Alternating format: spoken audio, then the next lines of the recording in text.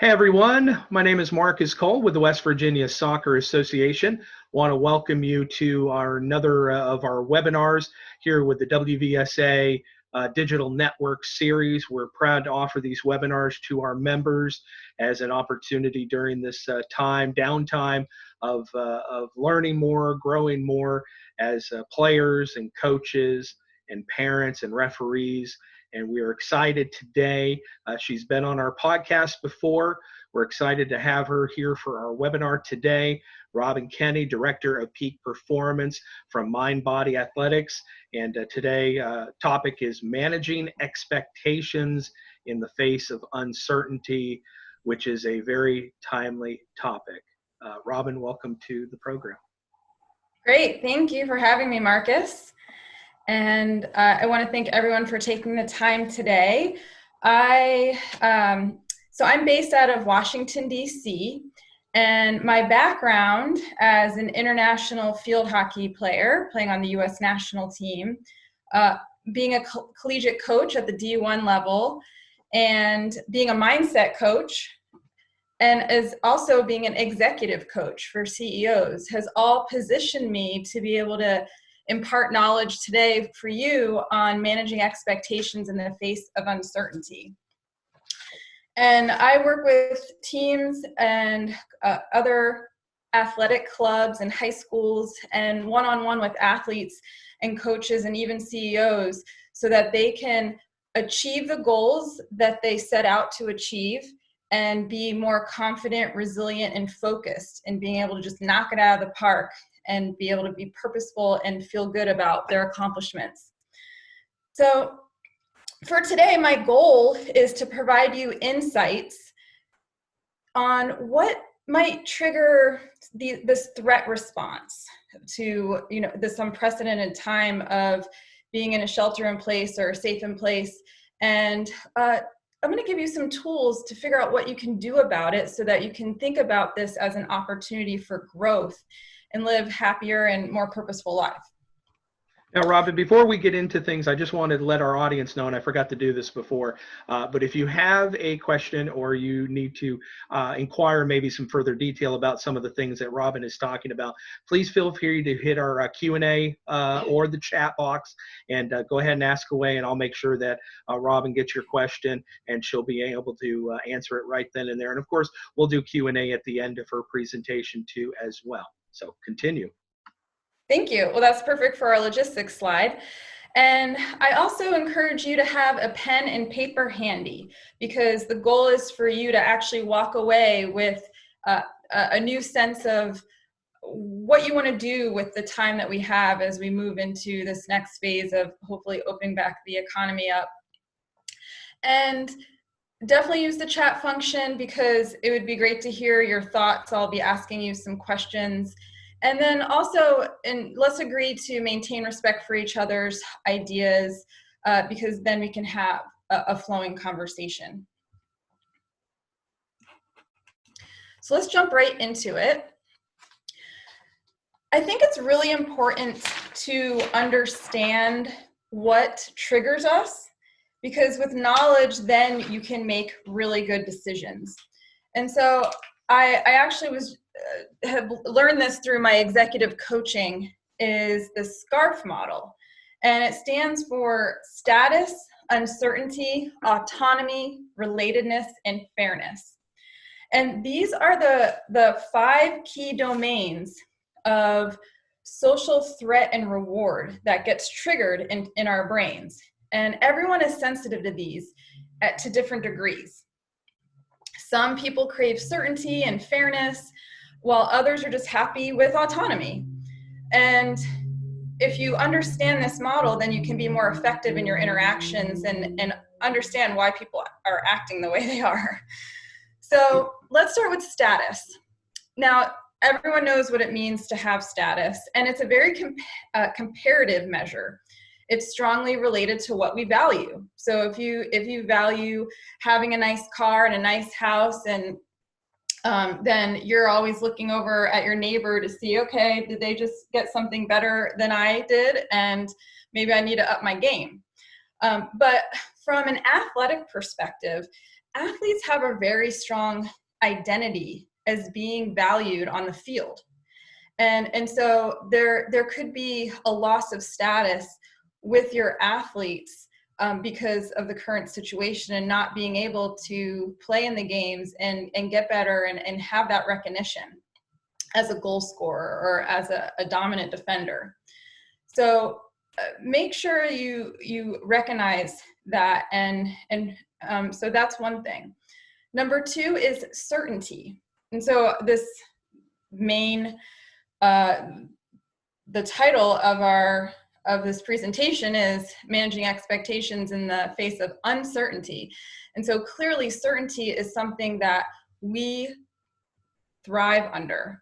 It means you know what to expect and what you're doing is familiar. And that actually takes a lot of effort off of your brain, so that, for example, if you're driving down the street and you've gone around the route plenty of times before, you don't really have to think about that. You can use the other parts of your brain to think about, well, what am I going to do when I get home, or what am I going to do when I get to work? And so when this COVID pandemic happened, everything changed. Our whole lives were upside down, and change is painful. It takes a lot of energy to and when you are using more energy to figure out what to do next, you really have to pay attention to what's happening. So this can lead to feeling uncomfortable. So people avoid change at all costs sometimes. And unfortunately, we can't avoid the change right now. And so not having that certainty is definitely something that amplifies stress and discomfort. But uncertainty isn't all bad. A low level of uncertainty can attract interest and attention. So today, some of the tools that we'll be learning is how can you dampen that feeling of uncertainty so that it's manageable and you don't feel so stressed out. The next in the SCARF model is autonomy. And I love this one because I like to make decisions on my own. And autonomy gives people the feeling that they can make their own decisions without a lot of oversight, and that you trust that they can do that on their own. Because when we lose autonomy, that triggers the stress response. So autonomy is definitely something to watch out for when you're interacting with other people, because there could be a sense of lack of autonomy, being told that you have to stay at home, you have to wear a mask, you can't go out in public. And so the question is, how can you create autonomy in the things that you are doing, and especially with your kids or with your players, if you're still interacting with them, and I hope you are, is to allow them to make decisions on, all right, well, we need to do some workouts to stay fit. What kind of workouts are going to be helpful for you? What format? How often do you guys want to meet? If you have kids at home, when do you want to eat lunch? When do you want to do a certain activity? So that you can create that idea of autonomy. And then we have relatedness. And relatedness is very important because this is about relationships. And when you have a really good relationship, that means that there's trust and empathy involved. And when that ensues, then you have a feeling of generosity and affection, and you create a strong bond when you have that relatedness. So with the separation from others right now, people feel cut off from this social interaction, and that can cause some stress. Loneliness and isolation is extremely stressful. So the question to ask yourself is, what can you do to add more relationship or relatedness to the people that you are interacting with? If you do have a family or others, or even if it's online, what are some ways that you can keep those relationships strong? Especially, I know I've been working with a number of different teams to help them either through Zoom or other virtual ways to continue to connect their players together. So I highly recommend that you all do do an activity with your team virtually so that they can continue to have that relationship when we do get back on the field. And then the last is fairness in the SCARF model. And fairness is obvious. You want to be treated fairly compared to someone else. And if there is an event that is perceived to be unfair, then that can generate hostility and undermine trust. And so, some people have said, well, it's unfair that we all need to stay home when New York City is the one that has all of the COVID cases, and that can really churn that undermining of trust and hostility, which is totally understandable. So what's interesting about fairness is that it is a very strong trigger in the brain. And there are even some studies that show that feeling that you've been treated fairly feels the same reward as eating chocolate. And I don't know about you, but I love chocolate. So I was really surprised when it was that strong of a reward trigger, is the fairness. So think about when you're back on the field and you're working with your athletes, just know, even if you don't mean to, if it seems like you might be playing favorites, or maybe with your kids, it seems like you're giving more attention to one versus the other, and realize that how important the perception of fairness is. Because once people feel they're being treated unfairly, it like no motivation can really change that negative feeling, no matter how good of a parent or how great of a coach you are. You really have to build that trust again and prove that there is fairness happening within the relationships. And the other important thing I wanted to mention is that being aware of if you're feeling more impulsive, because right now we're in a place where it's completely different than we've ever known before. And so when your expectations is different than reality, you can tend to be a little bit more impulsive. And so just pay attention to that. And when these status, certainty, autonomy, relatedness, and fairness get triggered in the wrong direction, then you might see a little bit more impulsiveness in the people that you interact with, or even within yourself. So now I want to find out from you, which are the most important to you? Status, certainty, autonomy, relatedness, or fairness? And I'd love to see if there's any thoughts there from the audience.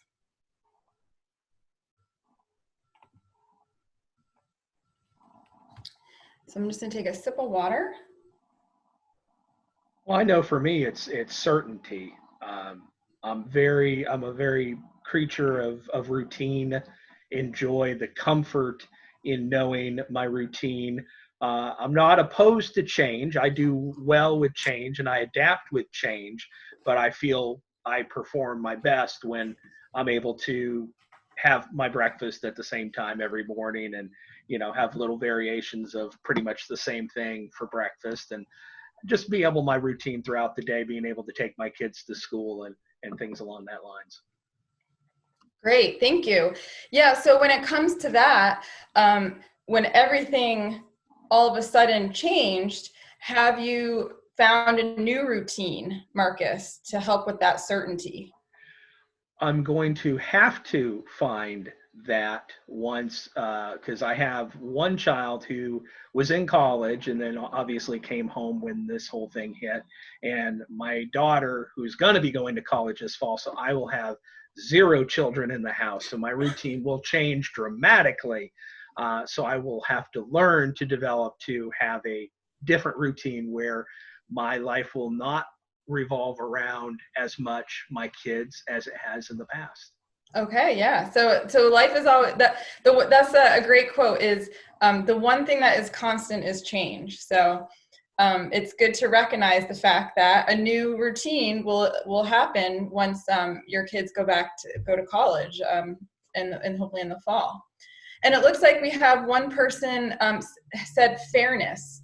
is important to them. And I do agree with that. Fairness is important to me as well. And autonomy, I think I mentioned already, is one of the important things for me, because I like to be able to do things the way I want to do them, and have a decision, have that control over the decisions that are being made, even if it's, what am I going to have for lunch, or when am I going to work out today? Great. Well, thanks for sharing that. It's really helpful to hear from the audience. Okay. So the other thing to be aware of is that there are different threat levels, and the threats diminish our capacity to focus. And as threat increases, our ability for new ideas, our ability to adapt to change decreases. And so I know I've taken a poll on this in the past, and typically your body's always going to be at about level 1, because you want to make sure that you're staying safe in your environment. You don't want to cross the street and get hit by a car. You want to make sure your friends are not talking behind your back, and so you always have a level 1 threat trigger in the back of your mind, because that's just the way we work to stay safe. But recently, with the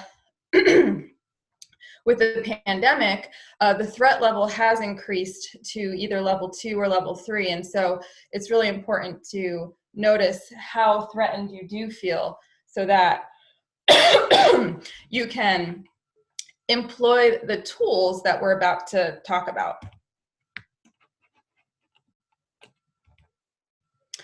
So now that you understand the key 5 dimensions of how we get triggered emotionally, now let's talk about the strategies and resources so that you can be a stronger and a more resourceful person.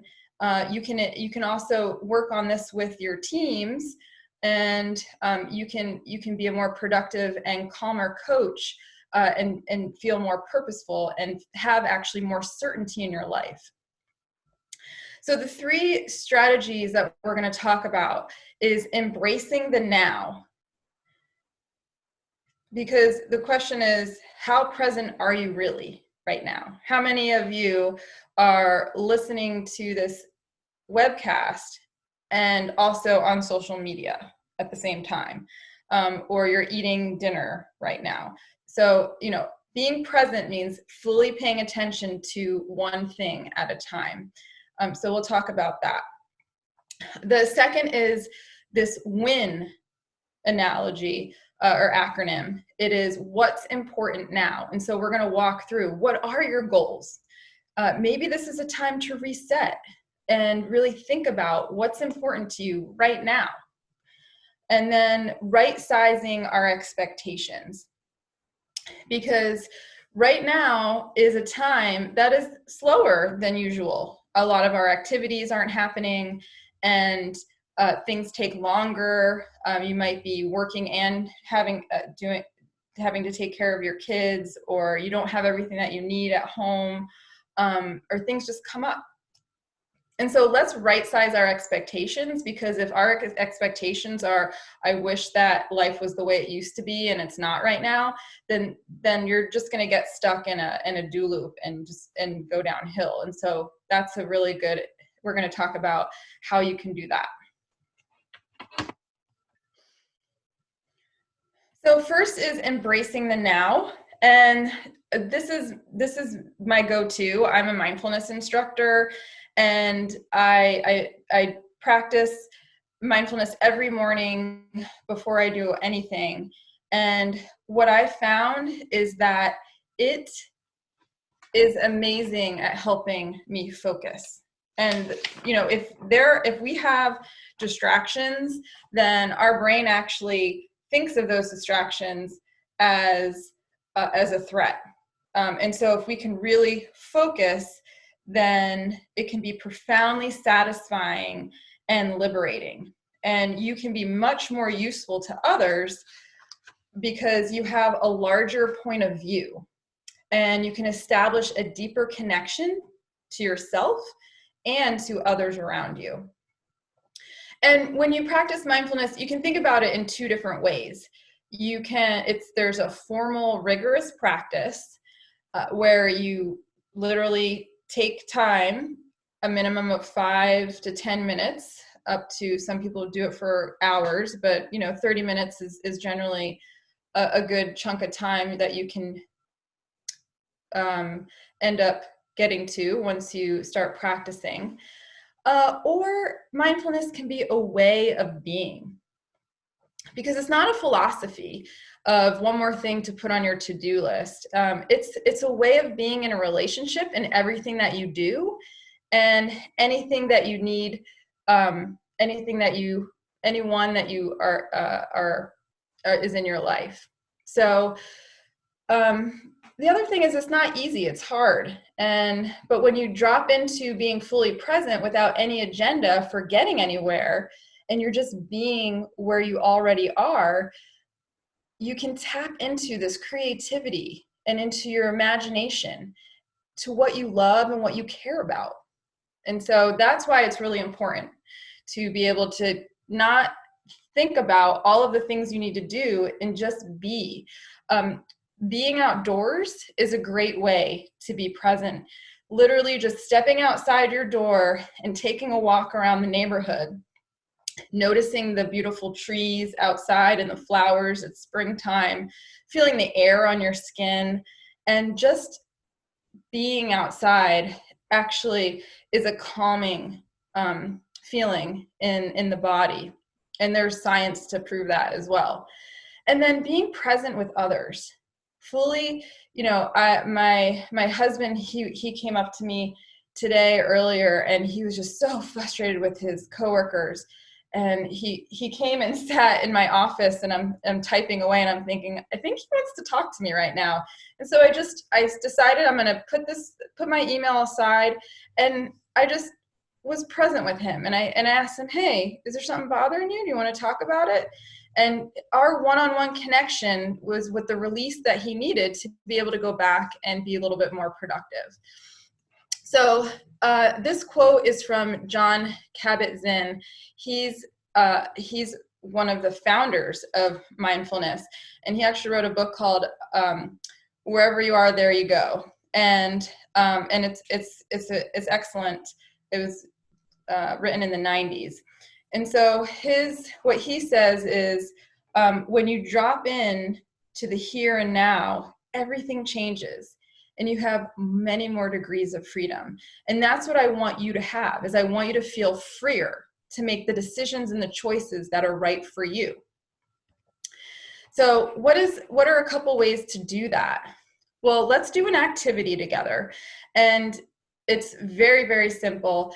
So breathing while counting, because a lot of people say, well, if I just sit and pay attention to my breath, all of these thoughts are going in my head, and I can't focus. And that's the point, is that it's kind of like your head, think about it as like a snow globe, where if you shake it up, it's just everything's going all over the place. But over time, the snow settles, and then there's clarity and there's stillness.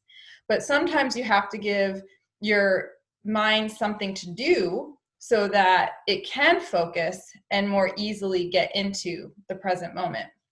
So let's try that now. It's all you're going to do is, I invite you to close your eyes or look at the ground, and you're going to inhale and say the number 1 to yourself, and you're going to exhale and say the number 2 to yourself. And you're just going to do that all the way up to 10, and I'll guide you. Okay, so find a comfortable position, close your eyes, put away your phones. Try not to do anything else right now except listen to my voice. As you inhale, count to 1. And exhale 2. And now continue that all the way up to 10 on your own.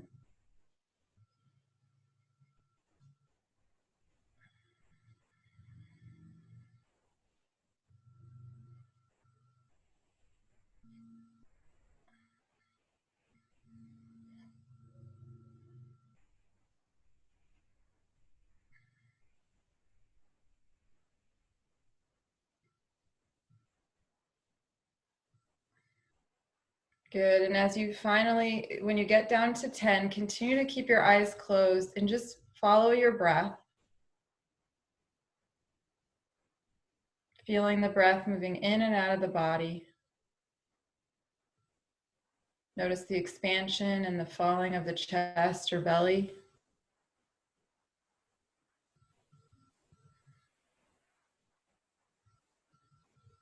Noticing your body in the chair. Hearing the sounds around you. Noticing any scents or smells. Noticing any taste in your mouth. And again, coming back to the breath. Feeling a full inhalation and exhalation. And open the eyes. Great. Well, that was a very mini exercise in just settling the mind. Another exercise that you can do is gravity hands. And this is something great that you can do with your kids or with your athletes, because athletes love to move. I know. I'm never sitting still unless I'm making myself do it. So here, I'm going to move the camera just a little bit so you can see that. And so what you want to do is you put your hands with your palms facing up.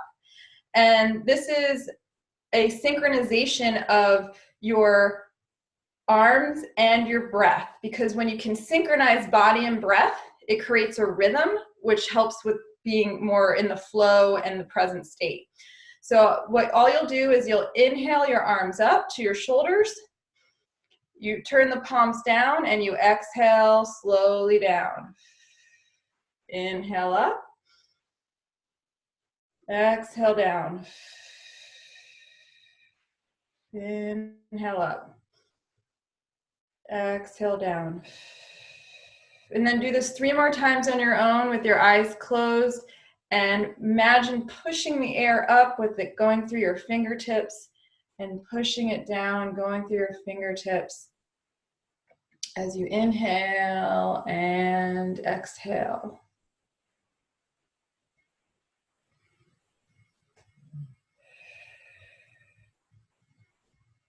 Good. And so that was just a couple minutes of a few mindfulness activities, and I actually do a weekly 30-minute practice with a group that has asked me to do that for them. And when you can do something guided for that period of time, you do notice the benefits in the body and the mind directly after. So the question I want to ask you now is, who are you going to be more present with tomorrow? And you can put it in the chat box or the question and answer box. Maybe it's going to be your mom or your child or your brother or your sister or someone that you know, maybe a coworker.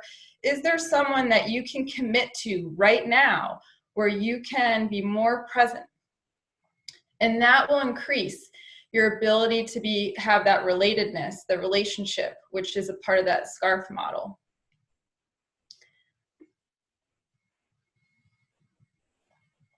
Just taking a sip of water. And I know for me, I am going to be more present with my husband tomorrow, because our relationship is always better when I'm listening. And then the second question is, to what will you pay more attention to? And this is can create autonomy. It also can create certainty in your life, because when you decide to focus on something, then you are fully there. And it's pretty amazing how much can get done when you're 100% paying attention. I know sometimes I am just grooving away and I don't even know what time it is. All of a sudden I'm like, oh, it's been an hour. Wow, I got a lot done. So think about that as well and commit yourself to that with maybe in your notebook.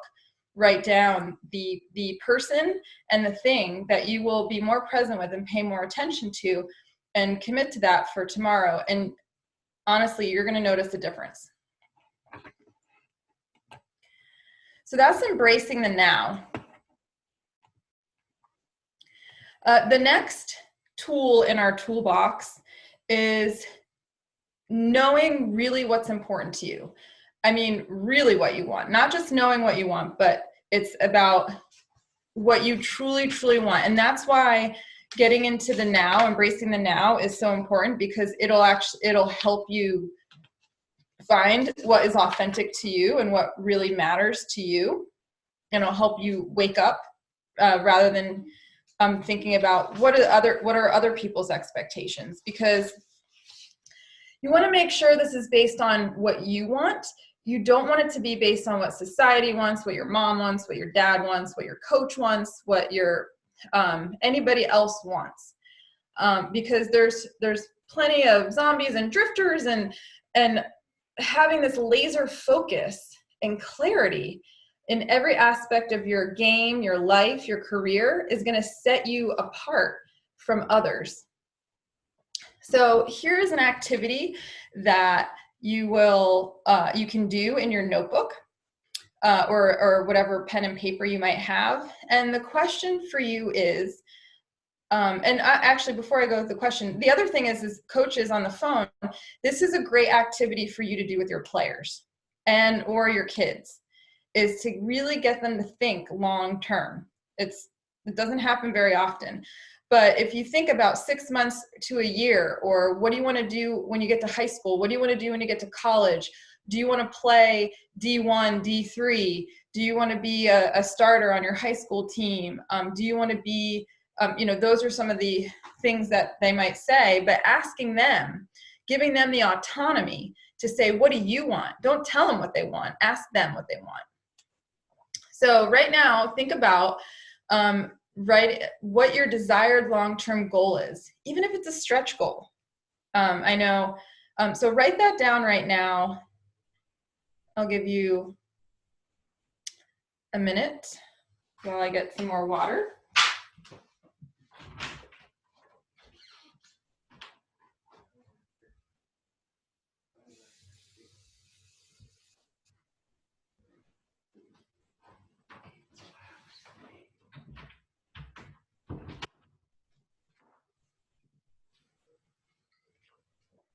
Okay, great. Then the next step is, what are the most obvious things that you can do now to accomplish that goal? Like tomorrow, because today's almost over. But what write that down. The obvious stuff, like even the things that you're like, oh yeah, of course I would do that, but write it down. Because it feels really good to be able to check that off the list. Even if you're going to do it in 10 minutes, you can write it down. And just keep on writing, keep on writing. Because what's nice about this is that when you break things down into smaller sizes, it creates a feeling of certainty. So having purpose and knowing why you want to do something also adds certainty to your daily actions. And then finally, what is your short-term goal? It could be maybe in 1 week or in 2 weeks. Write down what you want to accomplish. What do you want to be able to say, I did this. I was able to, I know for me, I want to get out a newsletter. Or maybe it's, I want to be able to run a mile in 8 minutes or 6 minutes. Make it something where you can measure that.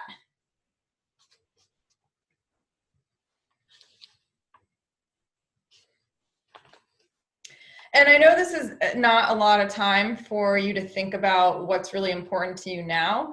So one idea is that you could take 3 hours and go away from your home, or maybe if you have a backyard, I know the parks are opening up now in Maryland, and I think they are also in West Virginia. Just go somewhere beautiful that is soothing and imagine what you want in your life. Imagine what you want for in your soccer career. If as a coach, what kind of coach do you want to be? And just start writing, because you can obviously type stuff into your phone or on your computer, but there is a lot of value in having a journal and writing it down longhand, because number one, you retain 50% more when you actually are writing it down. And there's a really cool technique where you just write without thinking, and your writing is actually faster than you're cognitively thinking, so that you can get a little bit more into the subconscious. So a writing exercise somewhere, or even if you have a room that you can be alone and it's comfortable, just write what's important to you and think about long term, now, and in short term.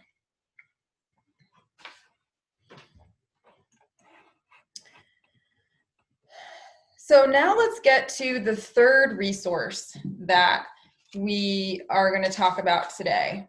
And that is right sizing your expectations. And I love this.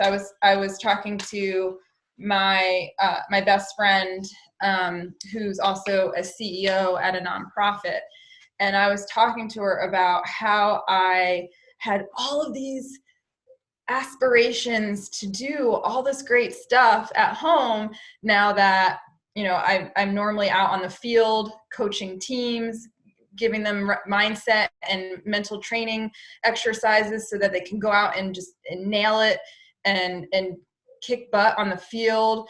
And because I'm now at home and doing more, I have more time, I was like, oh man, this is gonna be awesome. But the thing that happened, though, is that about a month ago, our family, it was a non-COVID related thing, but someone in our family had heart failure.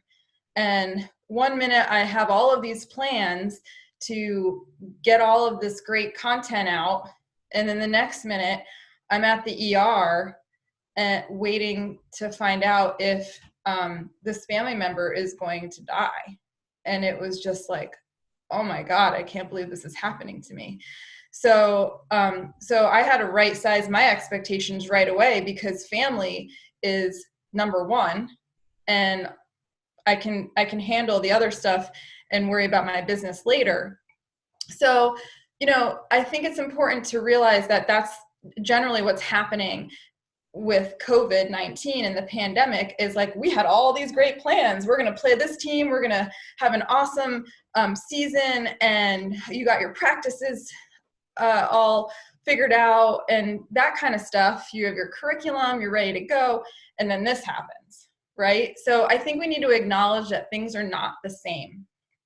And simply recognizing the fact that it's not the same is the first big step. I was talking to my neighbor the other day, and she came home from Ocean City, Maryland, where she has a beach house.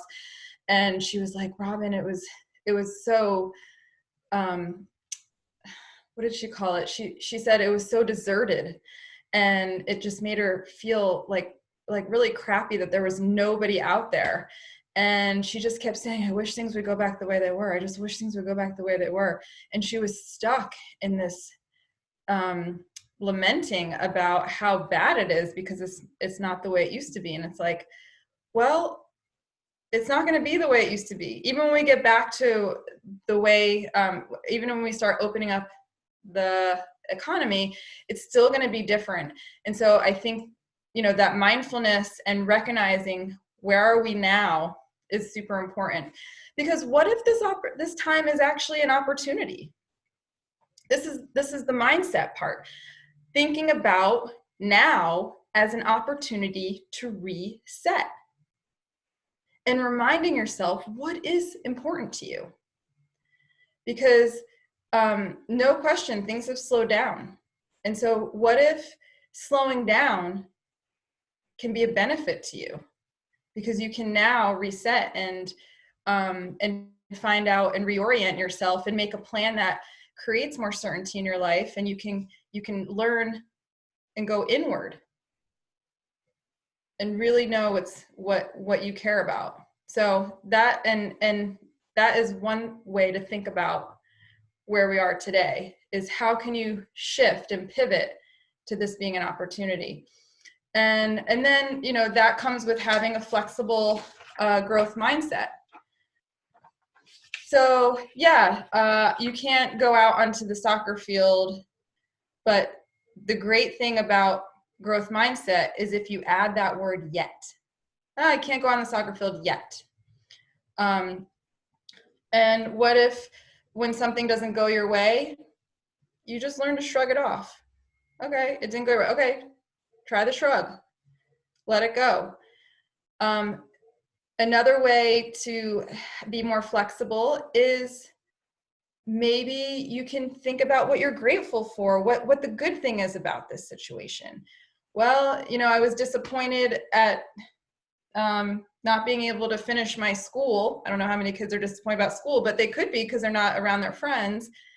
Okay, well, maybe there's a silver lining there.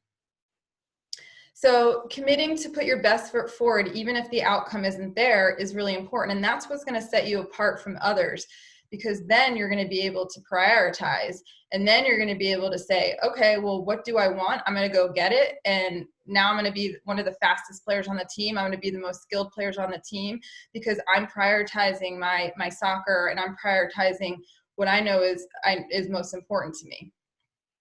So ruthlessly prioritizing is another way to right-size your expectations, and we're going to go through that next. So here are a lot of competing thoughts and to-dos, because on a daily basis, I don't know about you, but I still have things swirling around my head thinking about all of the things that I could be doing. And you know, it can be distracting because there's a lot of things going on. You want to make sure you have enough time for your family. You got a big project you might want to complete. Maybe you have something that's broken in your house you need to fix. You're listening to a webinar tonight, which I thank you for. You want to make sure you're exercising, and maybe you want to check in with your coworkers, et cetera, et cetera, et cetera. So now we're going to go through an exercise so that you can manage all of this. And so what this is ruthlessly prioritizing is a way for you to take that to-do list, all the things you said you wanted to do. And the first step to prioritizing is to chunk the to-do list. And so I have a whiteboard back here, and I wrote down every little thing that I wanted to do on that whiteboard. And it was overwhelming. So then I thought, okay, I need to code this. I need to chunk this. So family, work, soccer is easy. There might be other topics. So think about that. And then you want to order each of the, after you do the chunking, you want to put things in order. You can either circle or star the things that are most important to you, or you can start putting ones next to the things that are most important, 2s and 3s. And I put family number 1, soccer number 2, and work number 3, because I know if it was me, that would be my prioritization. Especially as an athlete. So that could be school instead of work. Then after you do that, you want to reduce even further. So you'll need to, what's nice is that the rest of the list is still there. So you're not losing anything, but you're just putting it over to the side so that you can really decide what are the 3 things that you could do today. Just 3. And if you finish those, great, you can continue to move on. But it's important to have a short list, is my point. And there's this great podcast called Sport Motivation Podcast. I would check that out. Nia Sobo, who's a former NFL player, is also a mindset coach, and he says that he advises to write down your goals every day and reprioritize every day. And I've been starting to do that, is to decide, like, not leave my list from yesterday, but then look at it again and say, what do I really need to do today?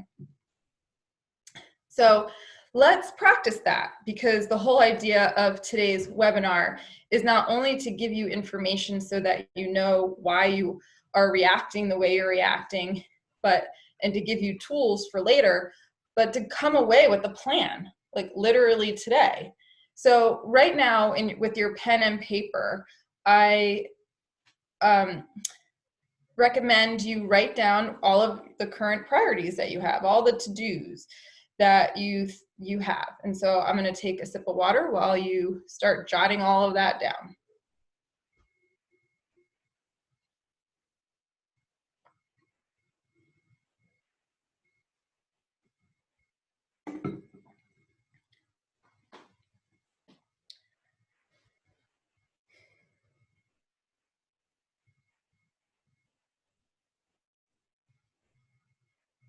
And no activity is, it's kind of like a brainstorming activity. So nothing should stay off the paper, whatever you're coming to mind. Then I want you to start chunking or coding it, each to do, like you saw in the last slide. So you could start to just put like F for family, or S for soccer, or any W for work, or whatever, however you want to code it. Start putting them in categories so that you can see how certain tasks are actually related to each other.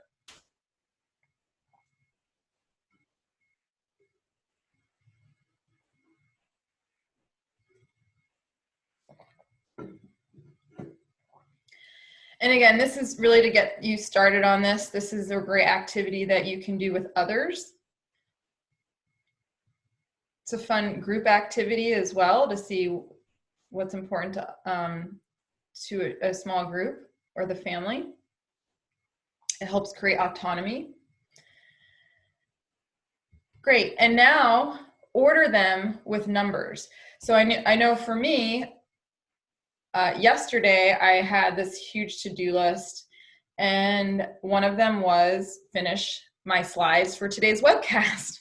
And so I circled and started that and put a number 1 next to it, because then I realized that I'm not allowing myself to procrastinate anymore. And I'm going to do that thing because it's the number 1 thing, and I've now am clear that that is it, rather than seeing this whole list of things to do and just looking across my list and being like, what am I going to do now? Oh, maybe I'll do that because I don't, which isn't what my priority needed to be. So write down the number, or so that you can start having a 1, 2, 3. And if there's a lot of number 1s, then you need to just reduce it even further and know that the rest of it will be there tomorrow or next week, but what is really important to you now. And so do you see how everything is coming together? It's getting the mind clear through the mindfulness, knowing what's important now, and then it helps you reduce your list to prioritize. Let's see. So that is the exercise. And it's good to do this once a month, once every couple weeks if you need to, and make sure that you're being purposeful in your daily activities.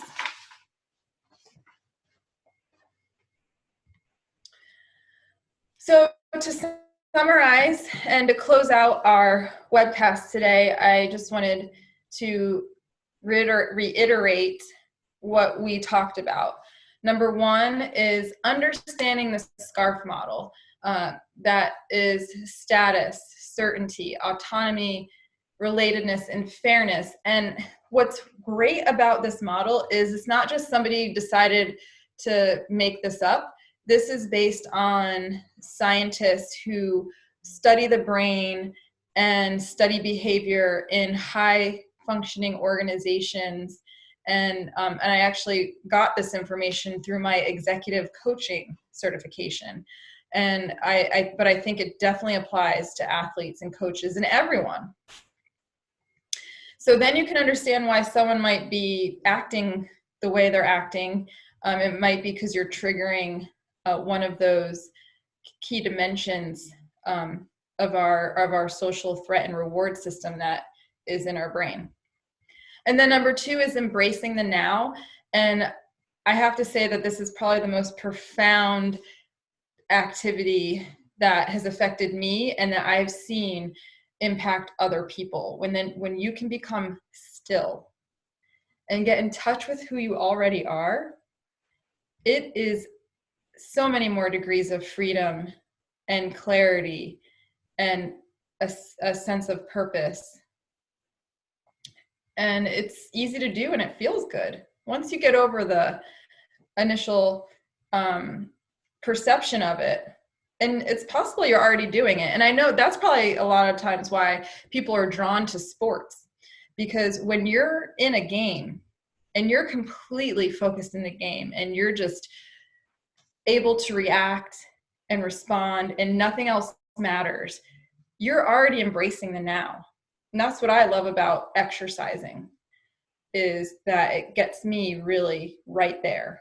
So it doesn't have to be that, remember, you can have a rigorous sitting practice, or you can practice being mindful and present in your daily life with whatever you're doing or whoever you're with. And then revisit what's important now. And I love the acronym WIN. And that's why I have it here, because athletes love to win. I love to win. And so you can win your life and win your goals if you know exactly what's important to you and what's important now, with the long-term outcome in mind. And then lastly, continuously right-sizing your expectations. You heard my story about having a family emergency, and I had to right-size my expectations. And we're all in a crisis emergency situation. So setting expectations in the right way is extremely important so that you can feel a little bit more certain, have that autonomy, and feel like you are doing what you need to do to get to where you want to go. So I want to thank everyone for your time today. I really appreciate the opportunity to impart this knowledge to you, and I'm hoping that you'll share it wide and broad with your teams, other coaches, and you can contact me anytime through my either text or call or through my email, and I have a website that you can read more about me and the blogs that I post. So thanks. Thank you very much, Robyn, for coming on today's webinar and providing that information for our coaches and players and parents. If you would, just for a little bit, can you talk to us a little bit about Mind Body Athletics and what you guys are, all the great work you guys are doing up there? Yeah, sure. So Mind Body Athletics is an organization that I founded, and I work with a sports psychologist. And what we do is we connect with athletic teams, clubs like yourself, and we work with teams so that they can have the right mindset when going out on the field. We want them to be more resilient. So talking about what does it mean to be more flexible and adaptable, and being able to overcome mistakes. And there's a game day checklist that I give to all of the teams. I think so far I've worked with over 700 athletes in the last couple of years, which is great. And I've been able to measure, based on pre and post surveys, that athletes that do the game day checklist, which is visualizing, breathing, and imagining success through visualization, and having positive self-talk, they feel like they've been able to perform under pressure better when they need it most. They're more resilient, and they're feeling like they're improving faster. And So that's the one thing that we talked about on the podcast when we had you on, is exactly that, the positive self-talk, and just getting yourself ready to perform. And if you have a question for Robyn too, well, I want to throw this in before we go any further, but if you have a question for Robyn and you'd like to ask her right now, please feel free to do so through our chat or through our Q&A button below. She's more than happy to answer a question for you. But back to the podcast that when Robyn was on, and actually you can go back and check that out on our podcast through wherever you get your podcast from. Just look for the WVSA Beyond the Pitch podcast and look for Robyn's name, and she talked all about that, and it was a really, really wonderful episode, and a lot of positive feedback we got from that episode, because I think sometimes we overlook the mind and preparing ourselves mentally to perform, to coach, to be a parent and be supportive of our kids and things along that lines. I think sometimes we forget about that end. Yeah, and actually I want to show you there is this book that I've been using, because I also work with athletes individually for the ones that really just need to get over something. They're just in their head and they're not able to get over either like being able to bounce back easily, or there's anger issues, or there's something going on where they're always nervous and they have performance anxiety, which is what I had when I was on the U.S. national team, and what drove me to want to help others not feel that way. And so this isn't my book, but A Still Quiet Place for Athletes has been a wonderful resource, where it's a workbook related book where I walk through all of the different chapters with an athlete and have them fill it out. And it's a pretty amazing when there is the back and forth and it's a structured session, and this is a part of the session, because I've seen amazing results with athletes that are really stressing themselves out and not helping themselves because they're overanalyzing a lot. So I just wanted to mention that if people ever wanted to get that book, I highly recommend it. And that's what I use when I work with athletes individually. Wonderful. All right. Well, I think that's going to do it, Robyn. Don't seem like we have any questions from our audience members, which usually means that you did a wonderful job with your presentation and you were crystal clear in the objectives that you were looking to get across. So thank you very much for coming on our program and sharing your expertise with us, Robyn. Well, thank you. And thank you everybody else for participating and being a part of our webinar tonight, part of our WVSA Digital Network Series. We're going to be having more. We have one coming up tomorrow night at 7 o'clock for all of our soccer coaches. Bob Gray, our Director of Coaching here in the State Association, his brother Carl Gray, who's from the Northern Virginia Soccer Club. He's a U.S. Soccer A-licensed coach. He's going to be talking to coaches about the ins and outs of a training plan. So that's coming up tomorrow night, 7 o'clock here on the WVSA Digital Network Series. So we appreciate you tuning in, and we will see you guys next time. Take care.